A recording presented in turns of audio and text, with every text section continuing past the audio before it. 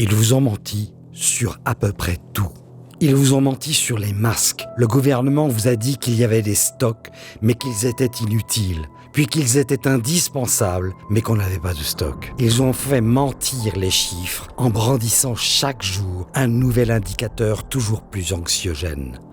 Depuis le début de l'année, le Covid-19 a fait 56 000 morts en France, soit 3 fois plus qu'en Allemagne, et ce, parce que nous avons fermé 69 000 lits d'hôpitaux en 15 ans. Le gouvernement a osé affirmer qu'aucun malade n'avait été abandonné, alors que nos anciens, nos parents, nos grands-parents ont été privés de soins et d'hospitalisation, condamnés à une mort couronnée de solitude. Ils vous ont menti sur le professeur Raoult, parce qu'il ne fait pas le jeu des grands laboratoires. Le vaccin avec ARN messager ne serait pas un vaccin à proprement parler. Pour le professeur et infectiologue Christian Perron, c'est de la thérapie génique sur laquelle nous n'avons aucun recul. Une aubaine pour des laboratoires pharmaceutiques qui n'auront même pas à payer leurs potentiels dommages irréversibles. TV Liberté défend la vérité. Aidez-la.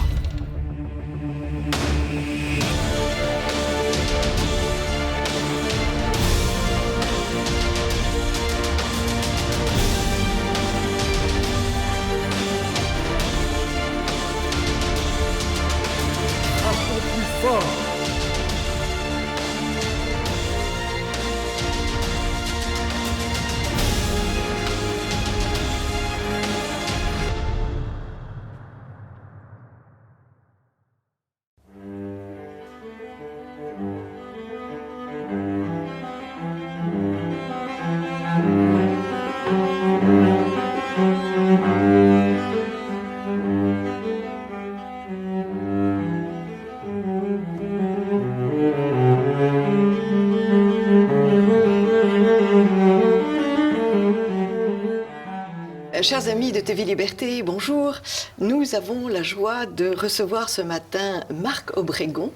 Vous connaissez Marc Obregon parce que vous l'avez vu peut-être dans cette chronique de cinéma, puisque c'est un féru de cinéma, mais c'est aussi un essayiste. Il est rédacteur en chef avec Ange Appenot du quotidien. De l'Inquotidien. De l'Inquotidien. L'Inquotidien. Qui est donc une émanation de l'Incorrect. C'est ça, c'est la newsletter quotidienne de l'Incorrect, donc avec des revues de presse. Sur Internet, qui écrit absolument magnifiquement. C'est un disciple de Léon Bloy. Notamment, oui, tout simplement. Ça vous donnera une idée de sa plume. Et qui a d'ailleurs publié ce matin, et je ne résiste pas au plaisir de vous lire, un article qui s'appelle Présence réelle. Nous sommes le mardi 17 novembre, je dis ça parce que l'émission va passer plus tard. Et vous faites un édito sur tous ces événements actuels et le refus de certains de nos manifestations le dimanche pour réclamer, pour dire nous voulons la messe. Le droit à la messe, oui. Prière de rue. Pourquoi la police n'a pas verbalisé les manifestants ? Voici donc l'accroche très classe de cette nouvelle pastille journalistique régurgitée immondement par les capots hilars du quotidien. On serait tenté de répondre à ces infâmes péons, peut-être parce qu'ils restent dans le cœur de chacun, y compris de quelques fonctionnaires de police, un relent de la France véritable qui reconnaît le Christ comme un seul pasteur. Peut-être parce que, malgré l'obscurcissement des Lumières, la sécularisation et la terreur, nous nous souvenons tous d'un monde que nous n'avons pas connu. Un monde où la journée était faite de prières, qu'elle permettait à chacun, qu'il soit roturier ou noble, d'accéder à une même hauteur d'âme, de prolonger son être dans une même fibre excavée du ciel.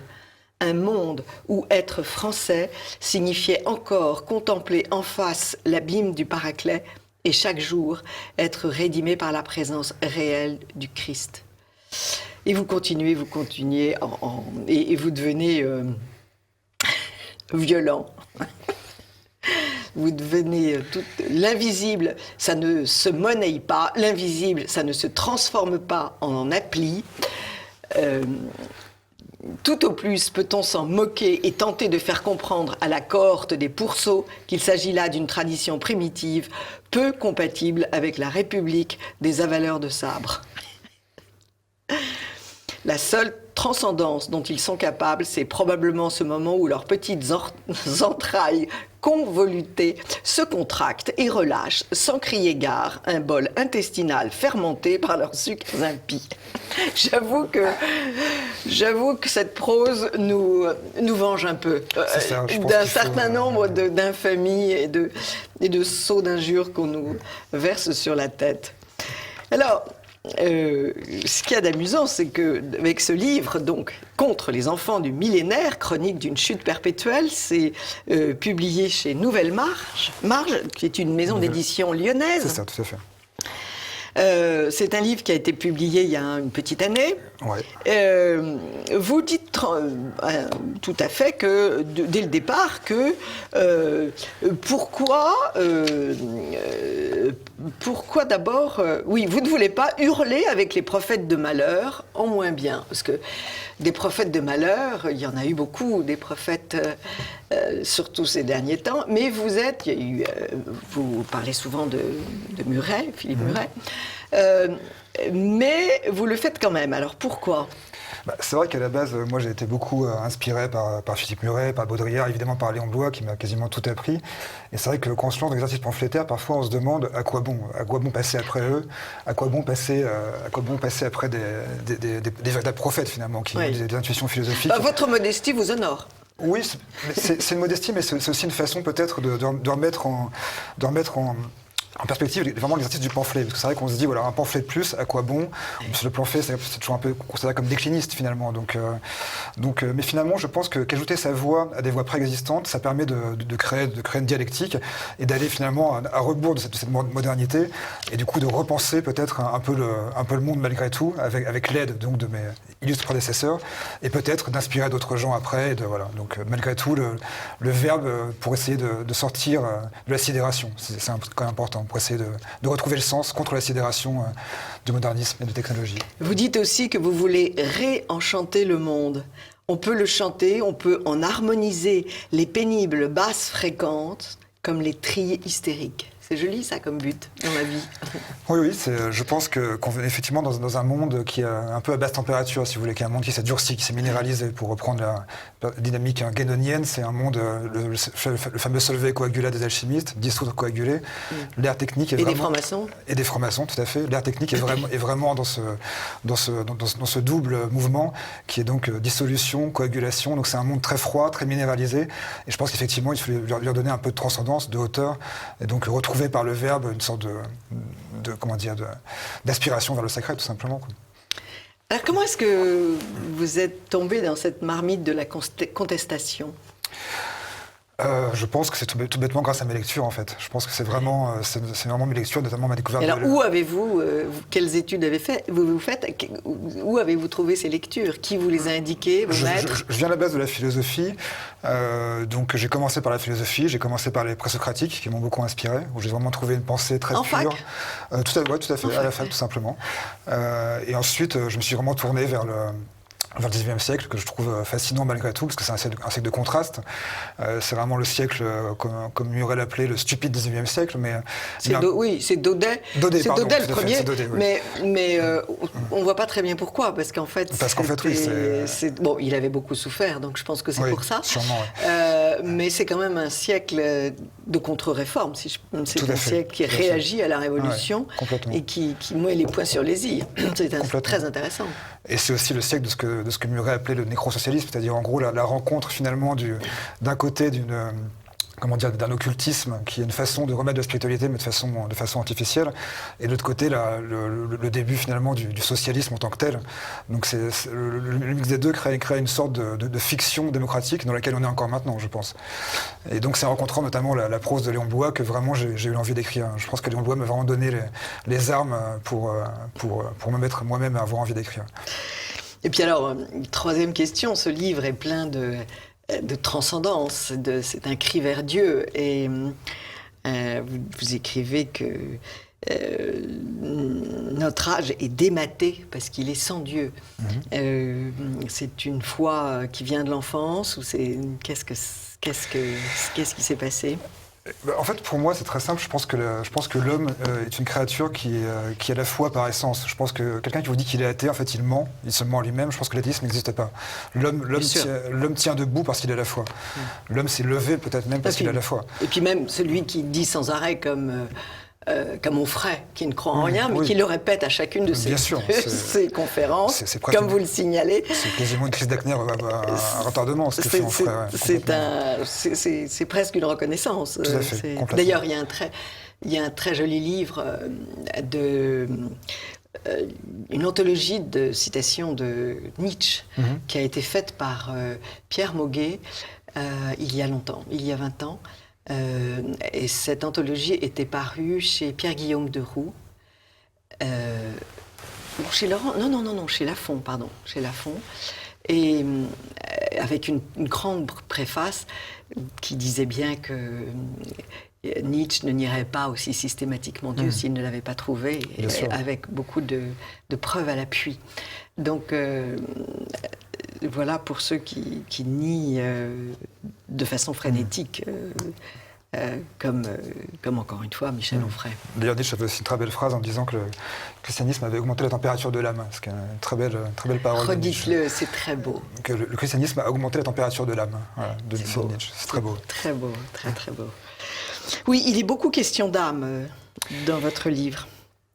Il est beaucoup question d'âme. Alors, comment en est-on arrivé là ? Comment vous parlez avec un mot très juste, de castration du sacré.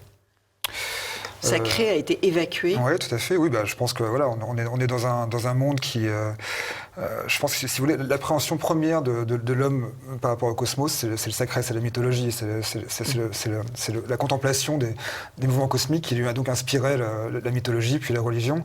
Et donc l'homme passe son temps à regarder les étoiles et en tirer les mythes qui sont fondateurs de son appréhension du réel.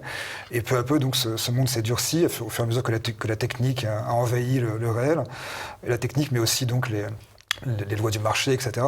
Donc je pense qu'effectivement, tous les événements historiques qui ont conduit au monde dans lequel on est maintenant, comme la Réforme par exemple, qui a aplati le christianisme pour en faire une sorte de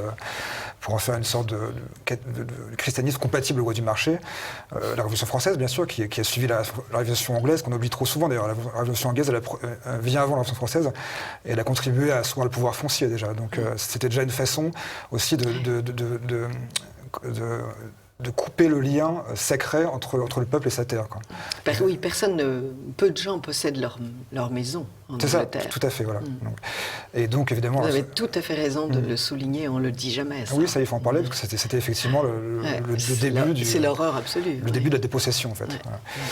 Et donc, évidemment, la Révolution française a contribué à finaliser cette coupure, cette rupture entre le peuple et sa terre, qui est donc le roi, évidemment. Et je pense qu'à partir de ce moment, en fait, à partir du moment où on décapite nos rois, évidemment, c'est la verticalité qui part, en fait. C'est le rapport de l'homme à sa transcendance qui est évacuée et après qui est entériné par la finance spéculative, évidemment, par toutes les espèces d'entropie, d'excroissance du marché qui tabule une sorte de réel complètement anthropique. Et ça, c'est le monde dans lequel on est, qui est devenu une fiction, finalement.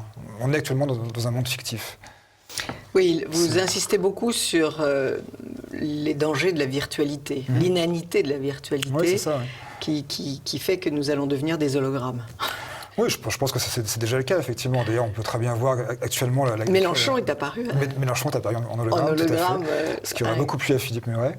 Et effectivement, la crise sanitaire actuelle nous enseigne justement ça, qu'effectivement, nous sommes réduits à des espèces de membranes, de périphériques, d'interfaces, en fait, qui sommes juste bons à travailler, et ensuite à nourrir le divertissement global, la domotique, etc. Alors, le divertissement global, là, vous tapez bien dessus, vous êtes extrêmement amusant. Et vous rappelez que quand des cadres d'un certain niveau disent qu'ils regardent Netflix et les séries, il y a quand même du souci à se faire. Tout Tout à fait. Récemment, j'ai regardé sur le site de l'INA un documentaire sur les années 80, sur le métro des années 80. Et j'étais surpris de voir à quel point les adultes ressemblaient à des adultes, encore dans les années 80. Donc les hommes de 40 ans avaient des bacchantes imposantes, des trench coats. Voilà. Il y avait encore à cette époque, qui n'est pas si lointaine, il y avait encore des adultes. C'est vrai que maintenant, les adultes ne ressemblent plus à des adultes. Maintenant, Paris est envahi par des espèces d'enfultes, donc des croisements entre les enfants et les adultes.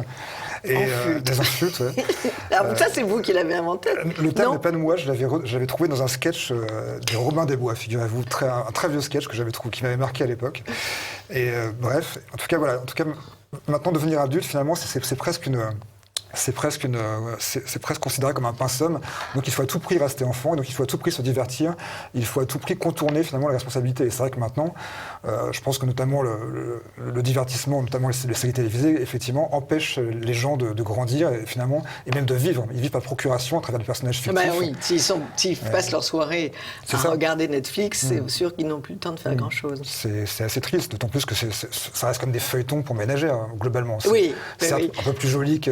C'est au niveau des points de vue de ce que certaines personnes lisaient, qui n'avaient pas accès à l'écriture, parce qu'elles n'avaient pas été assez en classe, et qui lisaient les romans photos. Les romans photos. Et en fait, tous ces feuilletons sont des romans photos. Bien sûr. Et c'est maintenant, tout le monde les lit. Ouais. C'est quand même... À commencer par Game of Thrones, qui a un succès fou, alors que ça reste finalement une sorte de soap-opéra, avec une vague imagerie de fantasy à la Tolkien, mais ça reste un soap-opéra. Oui, mais ça n'est pas Tolkien. Dites-nous la différence.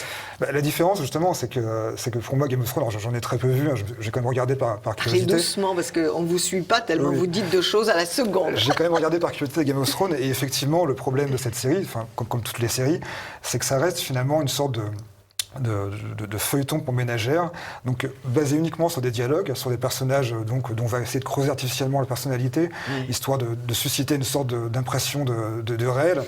Mais justement, je pense que tout l'art du roman et tout l'art de Tolkien, par exemple, c'est justement de susciter l'invisible, c'est de donner l'impression que le monde qu'on voit n'est qu'une parcelle d'un immense monde qui l'entoure.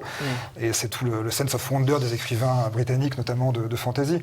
Et Game of Thrones, c'est l'inverse de ça, dans la mesure où finalement tout est dit, tout est sursouligné, tout est surexpliqué.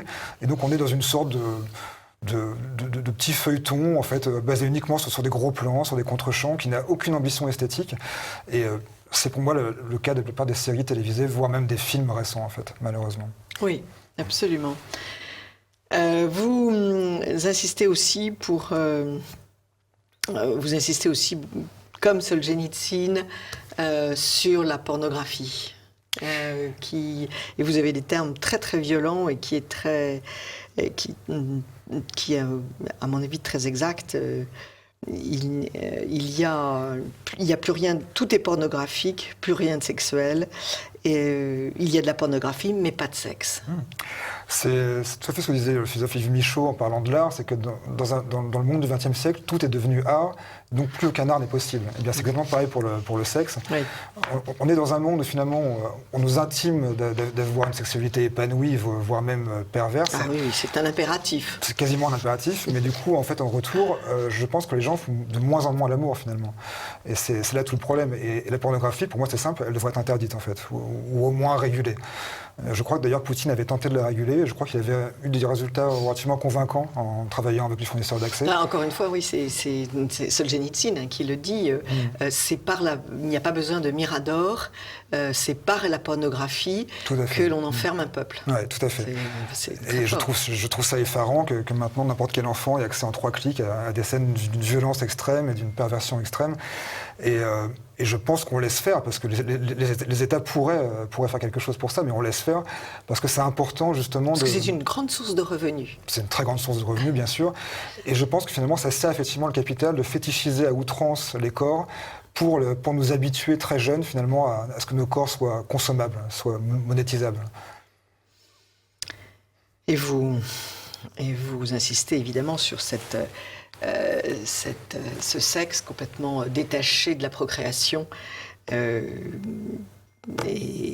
qui fait que ça devient une souffrance. Oui, tout à fait. C'est vrai qu'actuellement, on essaie de nous faire croire que, par exemple, l'homosexualité, c'est quelque chose de bien, etc. Je n'ai rien contre les homosexuels en soi, mais je pense que des grands homosexuels comme Jean Genet ou Mishima ou Pasolini n'auraient absolument pas... Ils sont dans un état de grande souffrance. Voilà, ils sont dans une souffrance qui justement a fondé leur art, leur œuvre, mais je pense qu'ils n'auraient pas du tout voulu être normalisés en quelque sorte. Vous dites même que dans un chapitre très étonnant, ils ont mangé la mort. Alors là, effectivement, je pense qu'actuellement, on ne peut pas vivre plus grand exemple de ce que j'essaie de dire dans ce chapitre. Et effectivement, c'est qu'aujourd'hui, on est dans un monde hygiéniste qui tente finalement de mettre la mort sous le tapis. Et aujourd'hui, quand on voit qu'on enferme tout le monde pour une grippe chinoise, qui finalement, je crois qu'elle a fait, j'ai regardé les chiffres hier, je crois qu'elle a fait 0,0... Et française. Elle est très française Maintenant, aussi. elle est française. Mais je veux dire, elle est chinoise, mais elle vient de France. Et donc cette grippe, qu'on appelle le Covid, a fait 0,02% de morts sur le globe. Ouais. Donc c'est vraiment minime. Mes propres parents ont connu une grippe similaire qui était quasiment aussi meurtrière en 69, la grippe de Hong Kong. Personne n'en parlait à l'époque, parce qu'à l'époque, il était encore normal de mourir en hiver, quand on faisait 150 kilos ou qu'on avait plus de 85 ans. Donc voilà, donc je pense que maintenant, cette période d'hygiénisme, toujours, cherche à cultiver les corps comme des boutures. Donc on régule les naissances, on promeut l'avortement, et en bout de chaîne, on va absolument nous empêcher de mourir pour nous maintenir dans une sorte de sidération, dans un formol de consommation. Et c'est très... ce qu'on vit actuellement, c'est vraiment historique. Non pas la maladie en elle-même, mais ce qu'en font les États. Je crois que c'est assez important, cette séquence actuelle. Alors, je lis un peu votre texte parce qu'encore une fois, j'ai beaucoup ri en vous lisant et ça fait du bien de rire et c'est extrêmement nécessaire. Une vieille tante, un cousin éloigné ou son chat réduit en galette par le humeur du voisin, voilà qu'on s'en empare pour en imposer à la masse la nécrologie infatuée et grossière. En fait, oui, vous parlez d'Internet et de ces déclarations, de ces avis de décès sur Internet. C'est ça, oui. Voilà. Si la seule conséquence de cette incapacité à souffrir en silence avec ses proches était seulement psychosociale, le mal serait moindre.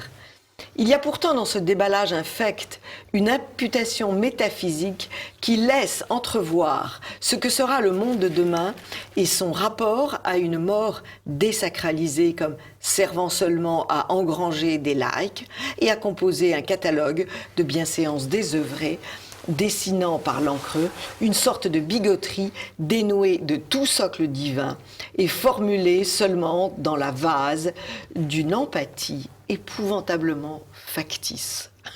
Là, la vase d'une empathie épouvantable. On pense à tous les défilés après la mort de nos Français oui, tout ce qui est marche blanche, tout ce qui est marche blanche. Toutes ces manifestations finalement de C'est fausse vraiment empathie ça, complètement. oui. Oui. Ça, c'est vraiment ça.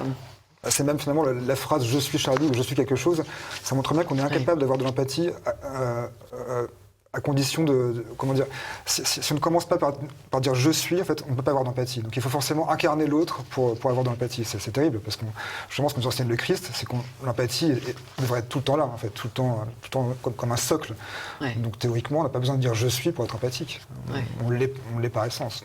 Oui, mais vous savez, le symbole de la fraternité, dans leur formule, liberté, égalité, la fraternité n'existe absolument pas. En fait, c'est la haine à l'état pur. Complètement, ouais. Il y a aussi un très joli passage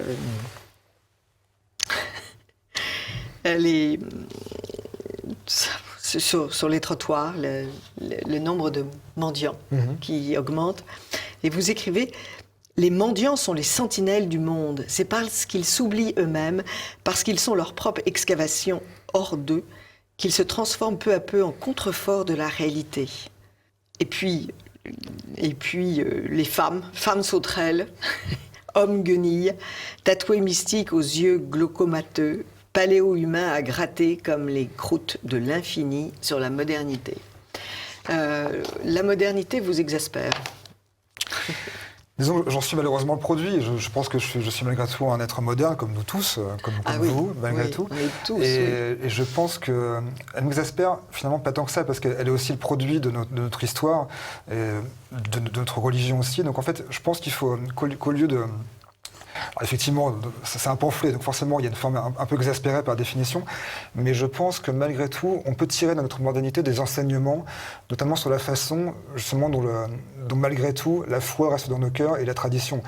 On voit en ce moment avec nous autres catholiques qui réclamons le droit à la messe en cette période sanitaire, on voit justement que finalement il y a un vrai retour au transcendant, un vrai besoin de métaphysique et de sacré.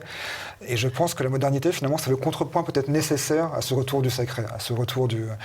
Donc finalement, voilà, je pense que c'est un barrage nécessaire sûrement, peut-être. Et je suis assez optimiste, en fait. C'est peut-être mon côté chrétien, mais je suis assez optimiste sur l'issue du monde. On n'a pas le droit de désespérer, c'est sûr. C'est sûr. Et puis, enfin, il y a un chapitre très, très marrant aussi, c'est l'Europe ou la scène du meurtre. Partout où l'on colle l'adjectif européen, il n'y a qu'une mort programmée de l'esprit qui a fondé nos nations. Ça, c'est très, très juste, en fait. Enfin, de toute façon... oui, bien sûr. Bruxelles est une machine à tuer l'Europe. Complètement. Voilà, c'est une machine qui d'ailleurs a été créée par les États-Unis au sortir de la Seconde Guerre mondiale. Ouais. C'est une machine qui a été créée pour assujettir l'Europe, pour le mettre à la botte des Américains. Et donc oui, l'Europe maastrichtienne, c'est vraiment c'est un tombeau. C'est le tombeau de l'Europe souveraine des nations. Qui commence d'ailleurs à montrer ses limites, puisqu'on a bien vu avec les crises sanitaires que finalement il n'y avait aucune coopération entre les pays, et que c'était uniquement finalement une sorte de cohabitation économique qui servait à faire baisser les salaires, et voilà. Donc c'est... Et vous prenez beaucoup de hauteur et vous dites l'Europe du Christ s'est constituée autour de son rêve d'Orient, qu'elle a su intégrer au droit romain et à la pensée hellène. Une espèce de miracle, cette théocrase qui a vu les mystères d'Égypte s'enrouler comme par magie autour du glaive de Rome. Dès le départ, par ses mythes fondateurs, l'Europe allègue cette idée que notre identité est fondée sur un aller-retour. Et puis vous dites que tout d'un coup, l'Europe s'est tournée vers les États-Unis et que les ennuis ont commencé. Oui, je pense qu'on peut voir les USA comme une sorte de création, peut-être protestante d'ailleurs, de création d'une nation ex nihilo, d'ailleurs qui a été fondée sur le sang, qui a quand même été fondée sur un génocide et sur la traite des Noirs, donc le génocide des Amérindiens, donc c'est quand même un pays fondé sur la violence, et pour moi c'est un pays éprouvette finalement, et donc c'est un pays, c'est une sorte de fantasme européen, de fantasme... fantasme du progrès. Fantasme du progrès, voilà, le fantasme de la réforme aussi protestante, et en ça c'est un pays fascinant, parce qu'il y a toujours quelques coups d'avance sur nous au niveau de la décadence et parfois de l'absurdité moderne. En tout cas, c'est très plaisant de vous voir cogner sur tous les mensonges contemporains. Ça fait du bien. Je le conseille en période tout de même où la tristesse est fréquente. Donc, contre les enfants du millénaire est un bon remède. Comment faites-vous pour découvrir tous ces mots absolument hallucinants? J'ai dû, heureusement qu'il y a un dictionnaire dans le téléphone. Donc je lisais, j'avais votre livre d'une main et de l'autre, je cherchais tous ces mots que je ne connaissais pas. Alors, comment faites-vous? Où les avez-vous trouvés? J'ai toujours une passion pour les mots rares. Ah, vous avez J'ai une passion pour les mots rares, oui, c'est vrai. Depuis que je suis tout petit, j'ai des carnets que je noircis avec des mots que je trouve, voilà, tout simplement. C'est ça. Et ben, je peux vous dire que, chers amis de TV Liberté, qu'après avoir lu ce livre, vous aurez enrichi votre vocabulaire de façon extraordinaire. C'est au moins ça. Non, vous aurez passé un très bon moment, parce qu'encore une fois, votre prose est très enlevée. Je vais donner animalcule. Ça, c'était quand même un mot catabatique. C'est une succession de... J'ai arrêté de les noter parce qu'il y en avait trop, mais je vous remercie pour cette instruction. Merci beaucoup, Anne. C'est moi. Contre les enfants du millénaire, chronique d'une chute perpétuelle, collection Mauvaise Nouvelle, c'est sûr, aux éditions Nouvelle Marge, Marc Obregon, et vous trouverez ce livre, bien sûr, à la librairie de TV Liberté sur vos écrans. Merci beaucoup, Marc, et à très vite pour une rubrique cinéma.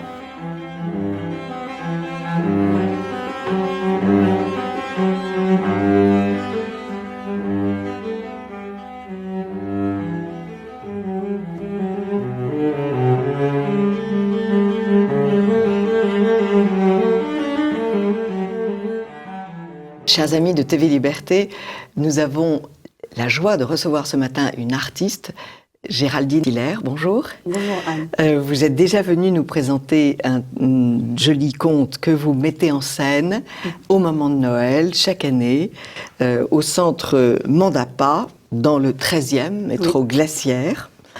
Mais vos horaires sont fantastiques puisque c'est 10h30 et 14h30. Oui. Donc c'est très pratique. Ces spectacles, c'est le 28, le 29, le 30 et le 31 décembre. Oui. Et c'est au centre, donc, Mandapa.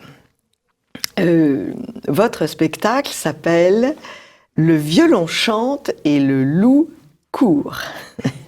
Ce sont des contes Xiganes et du Caucase. Alors, première question, qui n'est pas méchante, hein, mais est-ce que l'année prochaine, nous aurons des contes bretons? Alors, dans Perles de Lune, que nous avons joué l'année dernière, et que je crois que présenté, il y avait un conte breton. Il y a des contes celtes. Bon. Oui. Donc, vous allez les reprendre, peut-être? Ah oui, on continue. On joue toujours. En fait, on joue toujours dans la mesure de ce qui se passe en ce moment. Hein, oui. Mais, oui. On joue dans les écoles, on joue dans d'autres théâtres, on joue en province, on joue un peu partout, même dans les maisons de retraite. Donc, les contes russes, les contes Xiganes. Ah, c'est génial. Ça tourne, en fait. Hein. Et ils vous accueillent en dehors des périodes de confinement, évidemment, puisque... Oui. Voilà, donc pour l'instant, vous êtes... Pour l'instant, c'est un peu... c'est reporté, c'est annulé, c'est reporté. Les bibliothèques, voilà, on devait jouer... Les mairies. Oui. Appel aux mairies, je fais souvent des appels aux mairies. Alors, n'hésitez pas, parce qu'on joue pour les CE, les mairies, les maisons de retraite, les centres aérés, les écoles, les particuliers aussi. En train de mettre ça en place. Ah oui, une grand-mère peut grandement logée. Elle fait venir la troupe. Et Babouchka, mais même moi toute seule ou la troupe, ça dépend. Toute seule, vous créez votre monde. Je viens et hop, c'est comme Mary Poppins. Bon, c'est merveilleux. Alors, ces contes Xiganes et du Caucase, qu'ont-ils de particulier? Alors, vous allez me dire, tous les contes s'abreuvent à la même source, puisqu'il y a les mêmes leitmotifs qui reviennent, les mêmes préoccupations. C'est fabuleux. J'ai découvert ça très jeune en lisant, c'était la seule chose que je lisais, les contes et légendes des pays du monde. Et au bout du 25e, je me suis dit, mais c'est curieux, il y a tout de même beaucoup de comparaisons à faire entre ces contes. Donc, avant les grands analystes sur les contes, j'avais découvert que... les mêmes drames ou les mêmes qualités, les mêmes vertus agitaient les hommes et les femmes du bout du monde, et les Normands, les Provençaux et les gens du Nord. Alors, mais il y a tout de même quelques particularités. Quelles sont les particularités des contes Xiganes et du Caucase? Alors, pour ce spectacle, en fait, je suis juste tombée amoureuse d'un conte. Autour du violon. C'est un instrument pour moi qui est magique. C'est sûr. Si j'avais pas été danseuse, j'aurais été violoniste. Mais ma maman, elle m'a dit que je serais bossue si je faisais du violon. Donc, non, mais c'est vrai, elle me dit, non, fais pas du violon, tu serais comme ça toute ta vie. Alors, bon. Mais bon, de toute façon, la danse, je pense que la danse aurait pris le pas. Le pas, bon. Et en fait, c'est un conte que je trouve très poétique, qui évoque des images. Enfin, j'ai trouvé magnifique et j'ai juste eu envie de faire ce spectacle à cause de ce conte. Moi qui aime tant les contes, mais j'ai toute une collection de livres de contes hongrois, de contes. Mais c'est celui-là qui m'a vraiment interpellée et ce spectacle tourne autour du violon. Donc on a un tout petit préambule, un petit conte sur la naissance du violon chez les Gitans. Donc il y a beaucoup de danse, ça chante. Je suis avec une violoniste. Avant j'étais avec un violoniste, maintenant une violoniste russe, donc qui parle russe, qui joue avec moi. Elle est très interactive, très vivante. Elle est magnifique. Elle joue. Pourtant je connais les violonistes à l'opéra parce que je travaille à l'opéra, mais je crois que j'ai jamais entendu. Vous travaillez à l'opéra? Oui. Vous êtes danseuse? Alors je suis pas dans le corps de ballet, mais dans les opéras, ils ont besoin de danseurs. Oui. Donc par exemple, c'est bien. C'est toujours le moment que j'attends. Ben voilà. Donc, des fois, vous m'avez peut-être vu sans le savoir. Ah oui. J'étais dans les contes d'Hoffmann. Bon, là, c'était plus du mime, figuration, jeu. C'est plus acting, entre guillemets. Enfin, voilà. Oui. Voilà. Donc, dans les contes d'Hoffmann, j'y étais. Et sinon, j'étais dans, Eugène Onegin. Ah oui. Je faisais les danses russes. Bon. Vaille-nous. Et donc, elle joue magnifiquement bien. C'est Maria Cristiani, qui est très, très... une magnifique artiste. Donc, je suis très heureuse de reprendre les contes avec elle. C'est bien. Ouais, ça c'est chouette. Ça Oui. apporte un truc russe. Bien sûr, Et donc oui. ça tourne autour. Alors la première partie, il y a vraiment 2 parties dans ce spectacle. C'est le violon, autour du violon, le violon chanté. Donc on danse, enfin je danse, elle joue le violon. Et on raconte cette histoire qui est assez longue, en plus avec beaucoup de magie, vraiment l'univers tzigane, le côté un peu mystérieux. Et la deuxième partie, le conte du Caucase, je fais monter les enfants sur scène. Et De c'est la eux- salle, oui.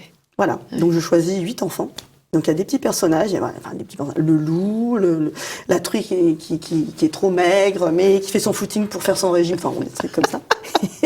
Et je mets des masques aux enfants, mais pas de loups, Des loups. des petits loups.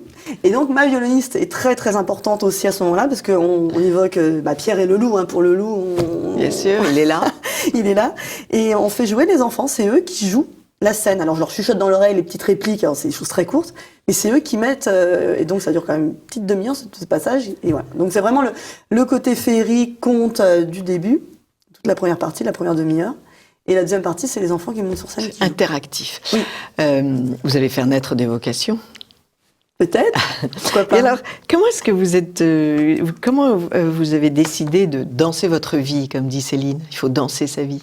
Je crois que j'ai pas choisi, c'est un appel, c'est plus fort que vous. Vous entendez la musique tout d'un coup, et vous avez envie de le donner aux autres, vous savez pas pourquoi, c'est pas explicable, c'est comme ça. Et puis bon, il y a la danse et il y a le théâtre, moi je suis toujours entre les deux, toujours. Et les contes, en fait, ce qui m'a un peu énervée, j'ai vu des spectacles pour enfants et j'étais atterrée, j'étais là, mais mon Dieu, moi je lis des choses magnifiques, et quand je vois... Ce qu'il en sort. Ce qu'il en sort, non, c'était toujours les mêmes histoires, Blanche-Neige, les 7 nains, blablabla. C'est magnifique, mais il y a un moment, j'avais envie de parler d'autre. Il y a un moment, ça suffit, oui. Mais oui, on a une culture, mais c'est une richesse, et voilà. Et est-ce que les contes d'Andersen, alors moi j'ai une passion pour les contes d'Andersen, c'est peut-être plus difficile de mettre de la musique dans les contes d'Andersen, parce que c'est... Mais bon, je suis sûre qu'il doit y avoir moyen. Moi, j'ai toujours moyen. Je trouve toujours moyen de mettre de la danse. Mais vous avez envisagé un jour d'en choisir et Alors, de pas les illustrer? Pas encore, parce que je pense que beaucoup l'ont fait déjà. Oui. Moi, j'essaie de dégoter un peu les choses Les nouvelles. moins connues, Oui, c'est une très bonne- anciens. c'est une J'aime bonne bien idée. les légendes, les mythologies. Mais ça veut pas dire que j'ai pas envie, que ça m'intéresse pas. Au contraire, j'adore, c'est génial, c'est magnifique. Mais je me dis, c'est déjà un peu... Oui, mais ne croyez pas que, vous savez, le tome des contes d'Andersen C'est énorme, chez Bouquin Lafon, c'est grosse oui. comme ça. Je suis sûre qu'il y en a plein que je connais Et pas. moi, je les ai lus parce que j'ai, encore une fois, une passion pour les contes, puis que j'en ai lu en CD. Ouais. Il y en a des tas qu'on ne connaît pas, Mais bien sûr. qui sont richissimes. Mais il va falloir que je m'y attaque. Mais ça, alors avec moi, il y aura toujours de la danse et de la musique. Toujours de la danse et de la musique. Ah oui. Mais vous aviez dans votre famille un atavisme, des gènes Écoutez, j'ai eu un grand-père qui était un clown. Non mais il n'a pas été clown, il travaillait à la SNCF, mais c'était un clown. Et je pense qu'il y a un truc. Ça vous a... Il était génial. Il vous a inoculé son... À quelque part, oui. Et puis bon, dans la famille, il y a une histoire avec la danse. J'ai quand même une arrière-grand-mère qui s'appelle Anne Chapelle. D'ailleurs, je vais reprendre son tour de chant, qui a chanté Je ne regrette rien avant Piaf. Ah oui, Oui, qui détestait Piaf, Ah oui. qui est assez connu dans ce milieu-là. Oui. Et donc, oui, on joue quand même un peu quelques artistes dans la famille. Quelques saltimbanques dans la famille. Voilà, il est saltimbanque. Très, très bien.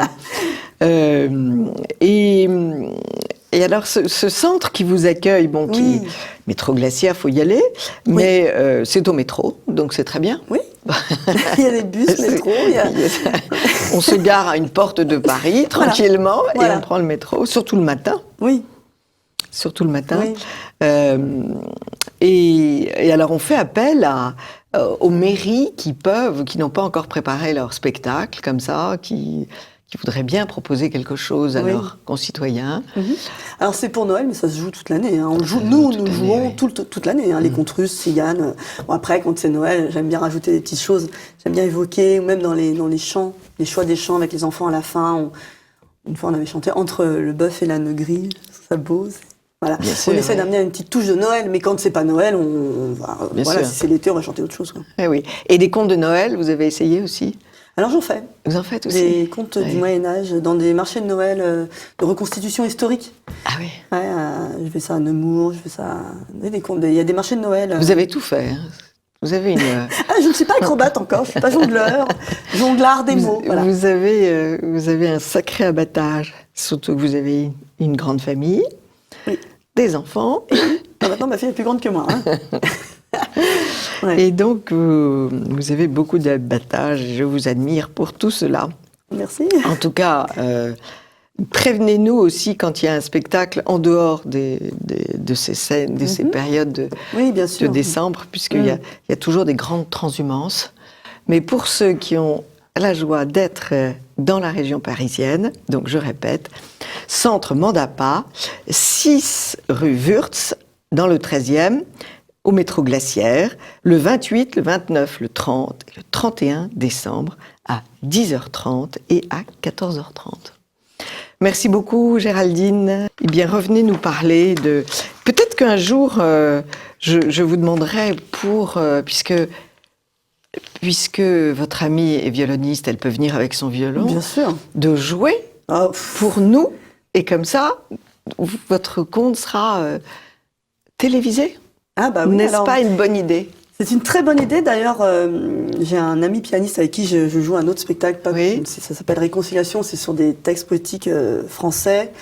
C'est que des textes de poètes français. Et en fait, j'ai fait toute une scénographie sur l'amour. Sur plusieurs. Enfin, c'est un peu un prétexte parce qu'il joue merveilleusement bien du piano. Oui. Et moi, je danse sur sa musique, qui est très belle. Il s'appelle Grégoire Linet. Et donc, il va m'aider tous les deux, on va travailler sur une chaîne YouTube. Lui, c'est plus dans la musique et moi, dans le conte. Alors, ça met du temps. Hein. Ah, une chaîne YouTube, ça serait génial. Enfin, moi, oui. en tout cas, ce sera une chaîne YouTube De pour le conteurs, compte. oui. Ça serait génial. Avec oui. des illustrations. Mais en attendant... C'est très loin à mettre en place. Hein. En attendant, vous pourriez venir avec, Oui, avec votre ami plaisir. et son violon. Ah bah alors là, Bonne- ce sera la fête cigane. Bonne décision, bonne décision. Avec plaisir. Merci beaucoup Géraldine. Merci Anne. Chers amis de TV Liberté, à très vite.